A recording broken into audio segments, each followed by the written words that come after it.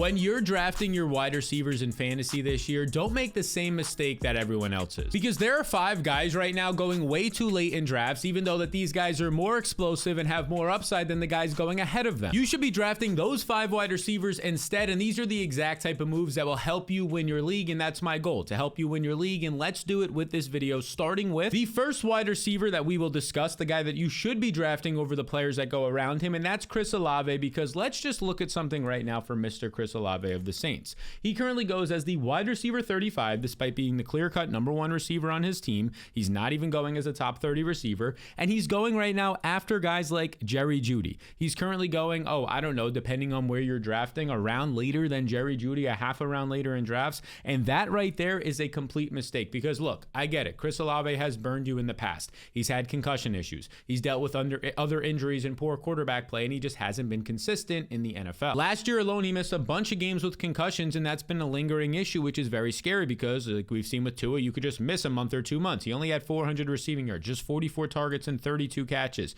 He went out there and scored just 1 touchdown. When you look at where he finished in terms of fantasy points per game, 9.6 fantasy points per game, not even in like the top 40 wide receivers, then it might make some sense to you when he's going as the wide receiver 35 or 36 this year. You might say, yeah, that makes sense. But that doesn't tell the full story, because when Olave was healthy, he was averaging nearly 13 fantasy points per game. He was a top 24 fantasy receiver, and if you remove 2 outlier games where he got hurt, Olave was averaging 17.2 fantasy points per game. Now that's 17.2 fantasy points per game. Again, it's a small sample. It's cherry picked with these injury games where he left earlier, missed some snaps, but that's legit wide receiver 1 production. And although he was getting injured, and none of that is ever fun, at least it wasn't injuries, the injuries that really shut him down, and a concussion in week 6, a concussion in week 9 that basically ended his season. These aren't like lower body injuries that end up lingering for a month or 2. We're not talking about like Jonathan Taylor's somewhat chronic ankle injuries or Christian Watson's lingering hamstring issues, right? We're talking about a concussion. Sure, it can happen again and knock you out for a month, but it's something that with time ideally should heal. Now, for somebody who spent 15 months concussed from 1 bad concussion, it is not that simple, but just the thought process of like retweaking something, once it's healed, you're hoping that over time, in a year plus of time, it should be good to go. It also seems like people are forgetting what Chris Olave has done just before last year. Like 2024, yeah, he dealt with a couple of concussions, but before that, he played 16 games and 15 games in his NFL career,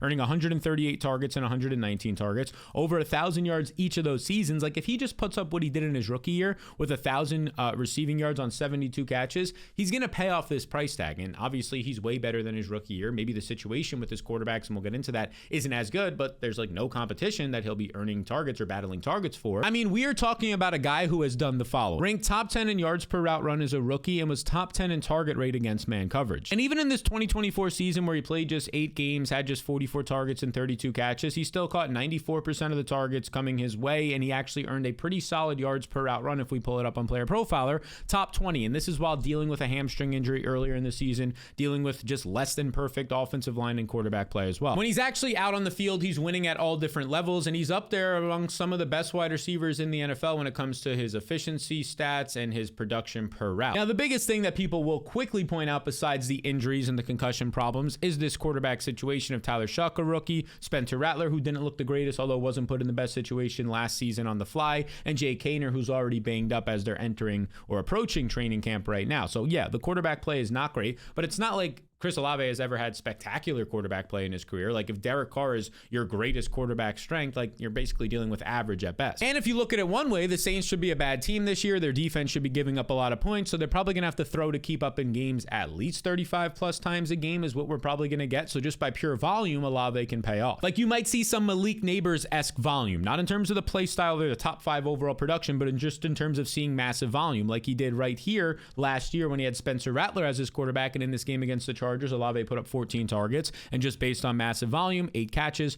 107 yards, a 20-point fantasy day in a lot of formats where you get bonuses, 18 in PPR formats, 18.7 points to be exact. And on the week, he was a wide receiver 1, and now he's coming into a situation where this year, it's basically the exact same competition. Sure, they signed Brandon Cooks, who at this point right now in his career, approaching 32 years old, isn't much of a threat. It's Rashid Shaheed coming off of an injury. He also looks healthy, same competition as last year. It's Alvin Kamara out of the backfield battling targets, same competition as last last year, and Jauan Jennings, who got re-signed this offseason. So it's the exact same competition as last year. When Chris Olave was on the field, he was averaging and healthy 17 points a game, depending on the split you look at, 13 points a game. He was a quality receiver, definitely better than where he's being drafted right now. Now, as opposed to Jerry Jeudy, who is currently going ahead of him in drafts, which just seems crazy, like, let's talk about Jerry Jeudy. A lot of people might be trying to say, like, this guy's going too late. He maybe seems like a sleeper based on what he did last year, but last year's situation is totally different now. Because Jerry Jeudy led the NFL in routes run last year. The Browns were throwing a ton, especially with Jameis Winston. I don't think Jerry Jeudy's going to lead the NFL in routes run. So just in general, he had overwhelming volume, but it's not like he was earning targets at any elite rate. He ranked 61st in the NFL, earning targets on just 20% of his routes. He just happened to run a ton of routes. If you look at the efficiency metrics, his yards per route run, not great. So it's not like he was efficient. Again, he was just getting a ton of volume. 54th in yards per route run. His contested catch rate was 90th. So his contested catches, like downfield, where people think that he actually wins more often than he does, not the case. He ranked 90th, just catching 27% of his contested catches. Now, basically, it just came down to Jerry Jeudy hit a stretch like the rest of the Browns roster where Jameis Winston propelled them up. Without Jameis last year, Jeudy averaged just 9 fantasy points per game and was only a top 20 wide receiver one time. He basically went from being a borderline top 20 wide receiver to being outside the top 50 when Jameis Winston wasn't his quarterback. And if we just look at the competition, we already talked about Chris Olave having the same competition as last year and basically the year before that, where he's been a quality wide receiver, versus Jerry Jeudy's competition. And also, by the way, these teams both have bad quarterback play, probably the 2 worst quarterback rooms in the NFL right now, so we don't really have to bring that up as a comparison. But in terms of Jerry Jeudy's competition, Cedric Tillman is there. I'm not really too worried about that, but David Njoku might be the number one option on this team, a team that wants to run the ball a ton based on the fact that they drafted 2 running backs, Dylan Sampson, Quinshon Judkins, based on the fact that they have a terrible overall quarterback room. So if you're looking at this, both teams or both guys have a bad quarterback room. Both guys overall are going probably later than they should, but when we compare the two of them, Chris Olave's talent far out exceeds Jerry Jeudy, who basically had like a 6-week stretch with Jameis Winston last year. So as it stands right now, Chris Olave to me is starting to look like one of those guys who, if he doesn't rise up draft boards, I'm going to be getting a lot of him because, look, I like Calvin Ridley, I like Jauan Jennings, but I want Olave over Jerry Jeudy, over Chris Godwin, over Zay Flowers at cost, Jameis Winston at cost. Like, there's a lot of guys that I'd be trying to target, especially where Olave goes right now in drafts. Olave for this year, and I think he's a value. I also think a name that we just scrolled by there was George Pickens, and this is a guy who should be going a lot more or a lot higher in fantasy drafts, but thankfully he's not. We get to take him at a value, and right now George Pickens is going in the same range of drafts as Chris Godwin. He's going 2 picks before him on average. They're basically going 50-50 right now in drafts, but I'm here to say that you should be taking George Pickens ahead of Chris Godwin, and I wouldn't have been saying that 2 months ago when George Pickens was on the Steelers and Chris Godwin's outlook looked a lot better entering 2025, but things have changed. Because at the end of the day, George Pickens, you can't deny this guy is a special talent, right? And he's finally escaped that Steelers offense. Last year, he ranked top 5 in deep targets, Russell Wilson being his quarterback, also top 15 in red zone targets. So very quietly, these cheat code targets that lead to massive fantasy scores, that's touchdowns and deep plays,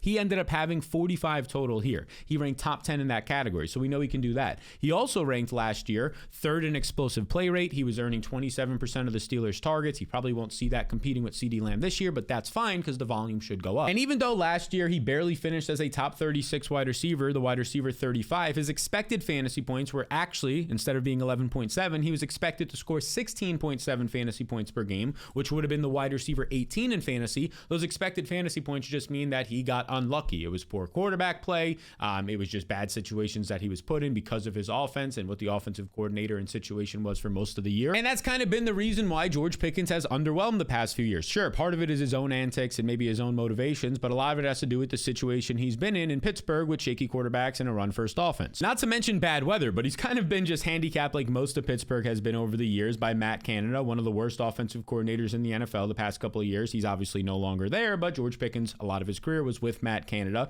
You also have a situation where Pittsburgh ranked bottom 5 in passing yards per game every single year with George Pickens, including last year, even when Matt Canada wasn't there. And they've always just been a run-heavy team, ranking top 10 in rush attempts and rushing yards over that span. But as I alluded to, Pickens is now on the Dallas Cowboys. It's probably the best thing that's ever happened to him, probably the best in his NFL career, and right now he's technically the wide receiver 2 behind CeeDee Lamb, but that's not necessarily a bad thing because George Pickens can attack downfield while Lamb will often run out of the slot, so they kind of just help each other out, help each other thrive there. Against man coverage, Pickens can thrive on those vertical routes. He can be the number 1 option instead of like an older Brandon Cooks or a Kevontae Turpin last year for Dak Prescott when he was healthy. Now it could be George Pickens, a much better weapon in those situations. And speaking of Brandon Cooks, he's no longer with the team. We showed him earlier. He's now back on the Saints, and which means really nobody is here. They bring in Paris Campbell. They bring in Jonathan Mingo, who they traded for. George Pickens obviously is the highlight here. There's nobody else in this wide receiver room. They re-signed Kevontae Turpin, who we can talk about. Jalen Tolbert's still there, although he's never really broken out. So you're talking about CeeDee Lamb garnering much of the defense's attention, and on the outside, a lot of one-on-one situations, or more than he had last year at least, for George Pickens. And imagine if CeeDee Lamb was to miss just like 1 or 2 games or extended periods of time, Pickens might be a top 12 receiver in fantasy during those weeks. Like the upgrade to Dak Prescott, a quarterback who, let's not forget what he did when the last time he was healthy, threw 590 passes, threw for 4,500 yards, was an MVP candidate at stretches during this time, was one of the most pass-friendly offenses in the NFL. No matter who the wide receiver twos have been for Dak Prescott, we've seen guys like, Michael Gallup, who basically became nothing after he left the Cowboys. Brandon Cooks, even he was scoring 13 points a game during his last healthy season with the Cowboys. The wide receiver two on the Cowboys usually puts up numbers, and now this is probably the most talented one Dak Prescott has had, outside of that overlap where Amari Cooper on his final year was there with CeeDee Lamb, of course. And now let's compare this situation to Chris Godwin, who, like I said, 2 months ago, Chris Godwin, before Emeka Egbuka got drafted in the first round, Chris Godwin ended up re-signing with the team. Chris Godwin's overall health outlook was looking better than it does right now. I was liking Chris Godwin. I thought he was a value, but those things have obviously changed. There's more target competition, and it doesn't seem like, or at least it's not a guarantee, that he's going to be playing week 1. Because Godwin is coming off of a serious ankle injury. He's already turned 29 years old, and here's the thing. Right now, this ankle injury is really bad. Dislocated ankle. He's probably not going to be, based on all the reports, 100% by week 1. This is also a guy who has dealt with some serious injuries, right? He had that knee surgery, the multi-ligament knee surgery, just a couple of years back, kind of ended up just torpedoing his season after that. He finally gets healthy. He's looking great last year, and mid-season, he ends up dislocating the ankle. Now, based on the reports, and I trust SportsMD Analysis' advice over on Twitter, he says Chris Godwin expecting a slow start to the season. Maybe he'll be 80% by week 1. That's if he plays,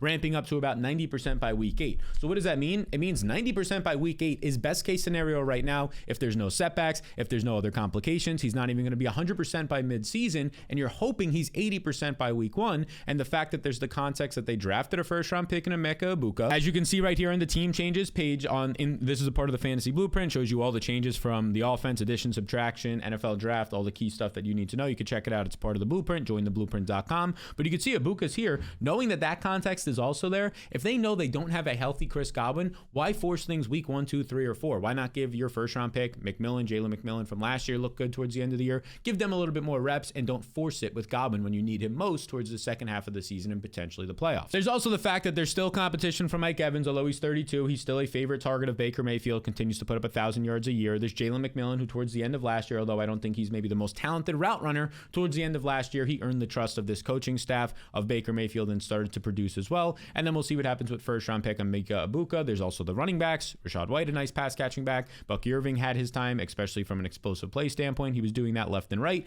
And there's no more Liam Cohen here, so the overall offense could take a couple of weeks to get sorted out. So when I'm comparing those things for Chris Godwin, seems a little gloomy compared to George Pickens, where everything seems like it's improving. So when I'm looking at these guys basically going next to each other, the 58th overall pick and the 60th overall pick in drafts on average, the wide receiver 29 and the wide receiver 31, they're basically a coin flip right now where people take them. I think you should definitely be taking George Pickens night and day over almost every single time. I would say every single time Chris Godwin as it stands right now at their current ADPs. Now, if you want to see exactly where I have some of these players ranked, the ones that make my top 50 overall rankings, I just updated my free top 50 overall rankings. You can check it out, link down below, or head to fantasyrankingsfree.com. That is fantasyrankingsfree.com. And if you're a serious fantasy player who wants to take it to the next level and get my full top 250 rankings, all my draft tools and in-season tools, that's in my fantasy blueprint. I built it for you from just draft day to championship week. I use it in all my leagues. Over 10,000 people use it to win more last year. It's available right now, link down below at jointheblueprint.com. All right, now the next situation I want to look at is actually in the Green Bay Packers wide receiver room, because I want to look at these teammates right here, the rookie Matthew Golden and then Jayden Reed as well, the former number 1 receiver, maybe still number 1 receiver of the Green Bay Packers,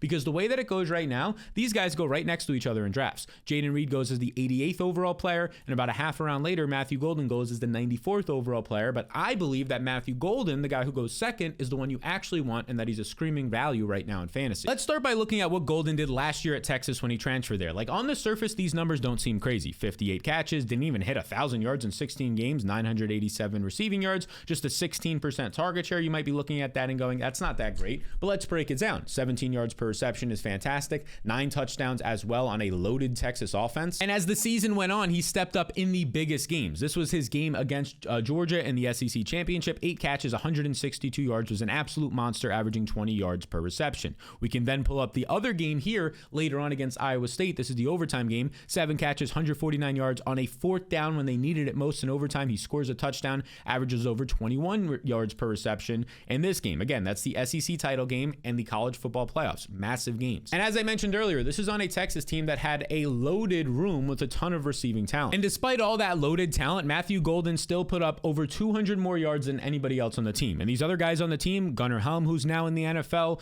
Jaden Blue, a running back out of the backfield, now in the NFL, Isaiah Bond, if he didn't have off-field issues, would have probably been, I don't know, a 3rd or a 4th round fantasy pick, or a 3rd or a 4th round NFL draft pick as well. So this is a loaded roster that he's going out there and putting up 200 more yards than anybody else on the team. He also led the team in touchdowns despite 5 other guys having at least 5 touchdowns. He was Quinn Ewers' most trusted target, not only downfield, but in the red zone. Now, Matthew Golden is a vertical threat, right? You got the 4.29 speed, although it's a little controversial that he actually run that because he looked so shocked and then he didn't run it again. Normally you would, so maybe there was a little bit of a timing thing, but he's a very fast player. You could see it on tape. He has legit vertical speed, but it's not just that he has like this vertical speed. He also had at least a 20-yard catch in every single game because he's a contested catch player as well. He can run routes. He can win in the intermediate parts. He's not just a one-trick pony go down the field. He can have in-breaking routes over the middle of the field, right? We saw it so many times. Just go watch his SEC championship game. He was like the only guy on this Texas team going out there and actually producing chunk gains. And now he lands on the Packers, who like the kind of the running joke is like, how many wide receiver ones do they have? Which means they basically have none, right? Jaden Reed has been there at times. It looked like, especially early on last year, he was the guy.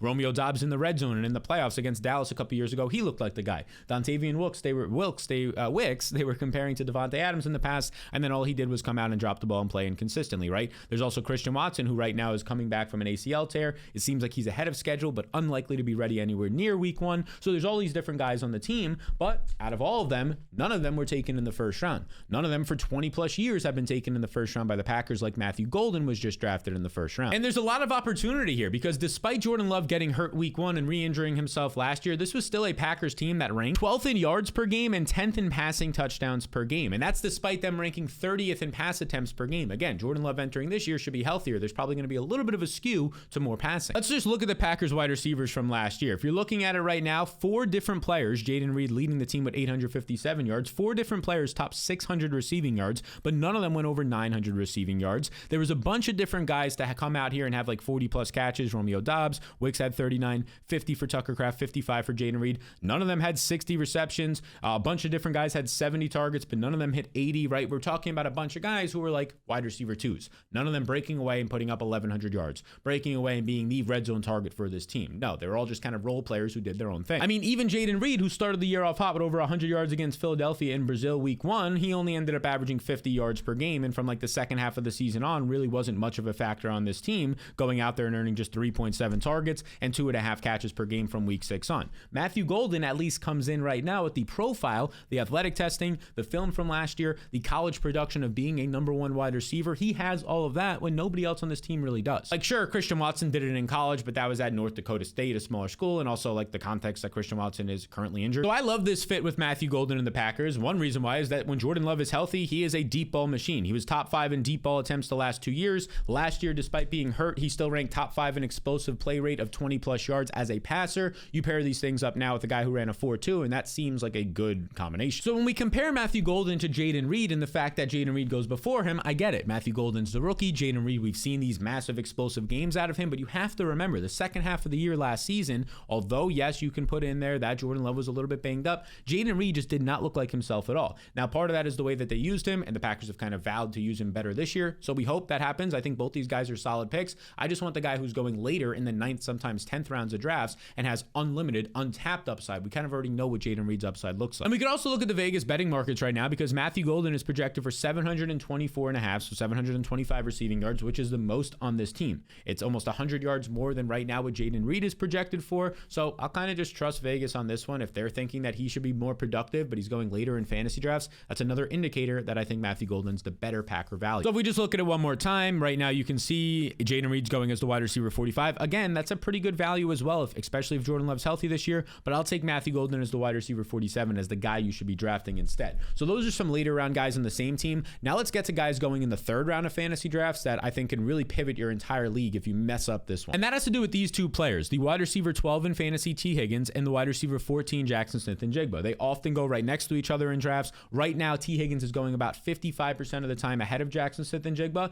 and I want to sit here and say that's the right decision. For the people taking JSN 45 to 50% of the time over T. Higgins, I think that's a mistake. Now, I know people get nervous about T. Higgins because he's competing with the Triple Crown winner last year in Ja'Marr Chase, and like, oh, he's always going to be the number 2 behind Ja'Marr Chase. But are we being serious here? When Ja'Marr Chase is healthy, T. Higgins is a top 15 wide receiver in real life with top 10 upside, because we literally just saw it last year. T. Higgins played in 12 games last season, and what did he do in these 12 games, right? The injuries, of course, were a concern. He finished as a top 5 fantasy receiver, 18.5 points per game. He ended up putting up 9 targets per game. He racked up a 25% target share. The guy was fantastic. He ranked top 5 in red zone targets. This offense threw the ball a ton. Joe Burrow's still there. They should throw the ball a ton again this year because the defense looks bad. And oh yeah, by the way, if you actually end up looking at weeks 5 through 18, when he comes back from his injury and he finally starts to look healthy, T. Higgins over his final 10 games of the season, 10 out of 12, was averaging 20.5 fantasy points per game. 20.5 fantasy points per game, was the wide receiver 2 in fantasy during this time. The Bengals literally had the 2 best wide receivers in fantasy. That's how good Joe Burrow was playing and how bad the defense was playing. Like, let's just take a look at the 2024 Bengals offense, because it was one for like the history books, especially for fantasy. They ranked first in completions, second in pass attempts, first in yards per game, and first in passing touchdowns. And T. Higgins was a big part of this. The dude was an absolute monster, and really heading into 2025, nothing is changing. Higgins is back with this team when there were some questions on if he would return this offseason. Well, he's now back with the team. And in terms of the offseason moves from the team changes tracker in the fantasy blueprint, you can check it out at jointheblueprint.com. No wide receivers are added in free agency. No major players at all added in the NFL draft, especially at the wide receiver position. Just a couple of offensive linemen. We hope the offensive line can get a little bit better. And then a 6th round running back in Taj Brooks. So everything basically stays the same. Joe Burrow is there, basically the same competition, and we're not looking at a defense that got any better this offseason, at least on paper. And by the way, imagine if Ja'Marr Chase missed time. Like we said earlier, imagine if CeeDee Lamb misses time for George Pickens. Here's what, this is a stat over on Twitter from it's Boston Cream. You can check it out right here. T. Higgins has played in 5 games without Ja'Marr Chase. In those games, he has 511 yards. So he's averaging over 102 yards per game. He has 3 touchdowns during that time. He's averaging over 6 catches per game. So you're talking about a small sample, but during that time, he's catching 6 balls, 100 yards, and more times than not scoring a touchdown. Again, that's like top 10 production. And then you start to compare that to Jackson Smith-Njigba, who right now is expected to take a leap forward, another leap forward this year for the Seahawks, but there's a lot of red flags everywhere. We can start with this. JSN led the NFL in slot snaps last year. He was one of, if not the best slot wide receiver in the NFL, up there with Ladd McConkey, depending on the efficiency stats you look at. But now there's a chance, and it's most likely, that he's going to get bumped out of the slot often and have to get moved to the outside, where he was not nearly as good. Here's just some more stats in terms of how good these guys were in the slot. Receiving yards from the slot, JSN led the NFL with 993, over 200 more than anybody else in the league, right up there with Ladd McConkey. These are some of the best slot wide receivers. But here's the concern, and again, just this is how good that he was in the slot. You can see here in terms of higher you are up into or bottom into the left for this chart, the better you are as a slot wide receiver. JSN is the only guy all the way down here. The other guy was Ladd McConkey, Amon-Ra St. Brown, Devontae Adams, CeeDee Lamb, names that you would think out of the slot would be here. JSN all the way down here in terms of his slot rate versus how good he was in terms of yards per route run. So those are the positives about last year. DK Metcalf was on the team. Tyler Lockett was still on the team. They were commanding the outside targets, especially Metcalf when healthy, and JSN was dominating over the short to intermediate parts of the field. But the problem now is that Cooper Kupp is now on this team. Cooper Kupp, a 32-year-old wide receiver who has proved, especially last year, that on the outside he was losing some juice. He had a lot of juice still in the slot, and I think that's what the Seahawks saw when they signed him. 32-year-old wide receiver who's worn down over the last couple of years. I think you're going to see Cooper Kupp, especially in 3 wide receiver sets, in the slot a lot more over the younger player in JSN. And that's a bit of a concern because, as FF Data Roamer on Twitter points out here, JSN, when he was in the slot last year, was averaging over 2 yards per route run. Again, we just showed you that other chart, the chart that basically shows you JSN all the way down here into the left is like the best wide receiver out of the slot, yards per route run. We just showed you that. When he gets put out wide, he averages just 1.44 yards per route run. That basically means he goes from being like the best and most efficient slot wide receiver to being a below average, a very much so below average outside wide receiver. And that's just his own situation for his role that's changing. There's also the fact that look at this team changes tracker right here. Like, this is just an insane one. We showed you the one earlier for the Bengals. Basically nothing changed. Look at this one right here for the Seahawks. Everything changed. Sam Darnold. So they have a new quarterback. They have a whole new wide receiver room with Cooper Kupp and MVS coming in and how that'll change out. We're hoping the offensive line gets better with first round guard Greg Zabel and Josh Jones a tackle at it. I think it will. But there's also a new offensive coordinator, right? So new quarterback, whole new offense, new scheme coming in with an offensive coordinator, and now JSN is changing his role. A lot of moving parts, and that's a concern. Whereas earlier when we talk about T. Higgins, we said there's no changes. It's the same quarterback. It's the same play call. callers. It's the same competition. It's the same environment and bad defense. Everything stays the same. Just rinse and repeat last year. Maybe not as crazy efficient over his final 10 games, but there's not much to be worried about compared to a JSN. So when I look at these two guys right now, I say yes, T. Higgins should be going 4 picks ahead of JSN in drafts. And honestly, JSN should probably be going, honestly, around later. Like the fact that he goes right now at the beginning of the 3rd, end of the 2nd round, I think he should be going at the end of the 3rd, beginning of the 4th round. So at this point, give me T. Higgins all day over JSN. So we were just in like the end of the 2nd, early 3rd round. Let's stay around that part of the draft, maybe middle or late of the 3rd round for these next wide receivers to compare. And I want to take a look at 2 elite potential Hall of Fame, probably Hall of Fame wide receivers right now that are going here, in Tyreek Hill, who goes as the 29th overall player, and Davante Adams, who goes as the 32nd overall player. These are 30-plus-year-old wide receivers, 31 years old. I mean, Davante's 32 at this point. They're basically going virtually back-to-back in drafts. Tyreek is going about 55% of the time ahead of Davante Adams right now, and I think that's a mistake. First off, Davante Adams right now, people keep fading him because he's 32. He's competing with Puka Nacua. He's going to a new team, but this dude last year went to a new team mid-season from the Raiders to the Jets and ended up producing elite numbers. Adams ended up finishing the season despite having 2 different teams dealing with maybe it was a real, maybe it was a fake hamstring strain earlier in the year. 17 fantasy points, was a top 10 fantasy wide receiver during this stretch while competing with Garrett Wilson, who he himself earned 150 targets. Despite that, Adams went out here and he earned over 10 targets per game. He ranked top 5 in target share at 29%. These are elite numbers. When you want to look at his efficiency stats, he went out there and sure, he ranked 31st in efficiency, but still averaging over 2 yards per route run at 31 to 32 years old is very good. And it actually got even better when he went from the Raiders, as you would expect, to the Jets, where he was playing with Aaron Rodgers and had a little bit more familiarity. During that time with Aaron Rodgers, Davante Adams came out in 11 games and he earned 10.4 targets. His points per game went from 14.9 with the Raiders to 17.8. He was actually producing as a borderline top 5 fantasy wide receiver during this stretch. Now he's no longer with Aaron Rodgers. He's on a new team, but he's probably in a better situation. He's with Sean McVay. He's with Matt Stafford, who right now in his career is playing better football than Aaron Rodgers did last year. And Davante Adams is probably not going to be the guy who gets the most attention on this team. He probably doesn't get the most schemed up plays as well. That will be Puka Nacua, but Puka Nacua is going as a top 10 overall pick in fantasy drafts. He's the younger, more probably dynamic player. That's to be expected. But Adams can still get open. He can still generate production, especially in the red zone. We literally just saw that last year, and he's already getting some praise out of camp right now.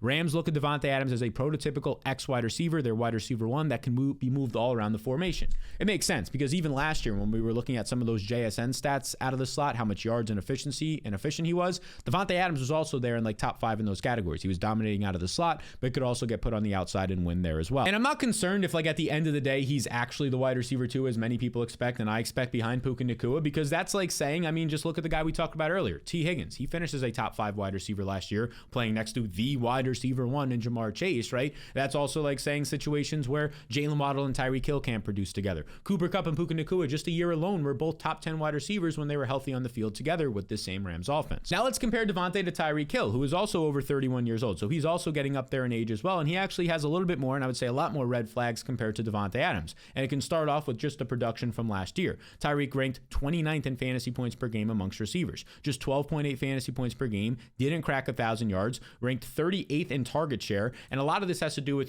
Tua gets hurt. There's no really anybody else there. They have to change their offense. That's why Tyreek was only averaging like 5.5 yards per target, which was by far a career low. So I get all of that, but now Tyreek's another year older. This offense, if Mike McDaniel doesn't come out and win some games, and it could be tough, I mean, he could be on the hot seat and that can throw things off a ton. We're also seeing that defenses are just refusing to play like one safety over top. They're playing a ton of cover 2, which is leading to shorter passes, which is leading to less explosive plays for Tyreek. And if anything ever happens to Tua, which has been the case for multiple years now with concussions and injuries, well, then it's really going to suffer because Tyreek couldn't even hit 9 fantasy points per game when Tua was out of the lineup last year, which is basically less than guys like Jalen Tolbert and Josh Palmer had last year, which are taking nowhere near the 3rd or 2nd round of fantasy drafts. That's not even to get into some of the offseason stuff about Tyreek saying that at the end of last year, like he's out on this team, having some offseason issues as well, and whatever's going on in the locker room there. Like that's not even getting into all those antics that could potentially seep into your play. You don't have to worry about any of those things with Davante Adams, who just seems to be like a veteran year in and year out in the NFL. So right now, Davante, who goes as the 32nd overall player, Tyreek the 29th overall player, those things should be flipped, and Tyreek should probably go even later in drafts. I want Davante over Tyreek. So those are 5 wide receivers you should be taking instead of the guys who are currently going at or above them in drafts. And remember, this is how you can get an edge up on your league mates and friends, because many people think, oh, we're in the 3rd round, all these guys are the same. That's not the case. And if you want to see exactly how to dominate that 3rd round and really the first 5 rounds of your drafts, just a reminder, the top 50 overall rankings completely free, link below, or you can head to fantasyrankingsfree.com. Now, if you want to see the running back version of this video, that one already came out and you can check it out right here. It's called You're Drafting the Wrong Running Backs. You should be taking the 5 guys guys in this video instead.